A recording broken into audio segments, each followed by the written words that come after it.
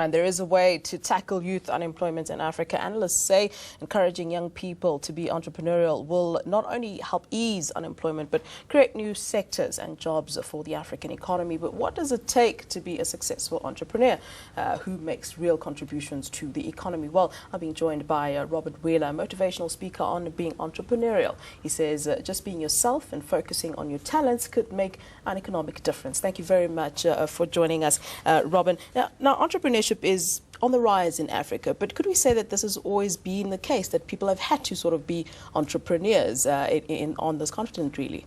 I think so, yes. I mean, desperation makes enterprising people of us, and but I think Africa's emerging. We've got value here that is just beginning to realize itself. You know, the world's in such a state of turmoil, and even though the structures that are in place try and maintain this image that things are okay, the degree of change is so significant that I think we really have to create the way forward, and you need a spirit, a connection with who you really are to do that. And for me, Africa's the place that has that for the future. So we've got a global brand originating in Africa. How can the youth in Africa develop their entrepreneurial spirit, if we can call it that, to better contribute to the economy, which is basically what's needed? Be themselves, you know. I think that's part of the problem is being conditioned into looking at what already exists.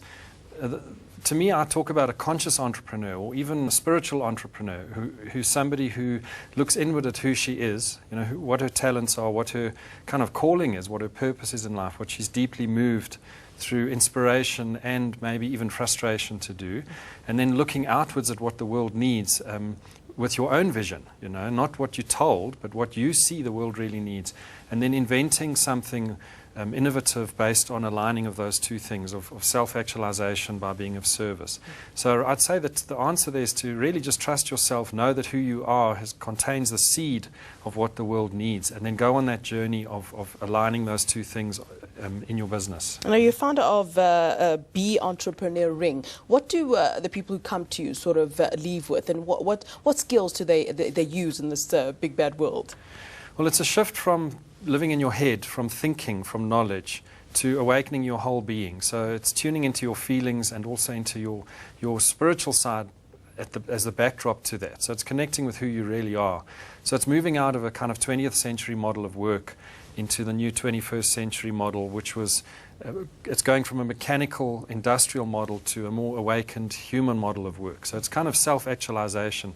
So I help people, companies, whether it's through my books or through my consulting, it's helping individuals or companies connect with who they are, their latent potential, and becoming leaders by innovating in the market, really. You know? Why is knowing oneself important in becoming that successful entrepreneur? From what you're saying, I get the feeling that it's really sort of getting into the person that you are. Sure.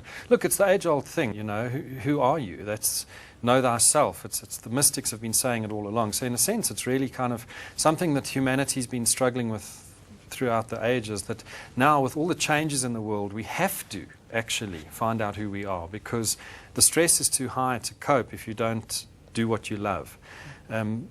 Business and jobs need you to innovate, and to do that you need to be creative, and to do that you need to do what you love.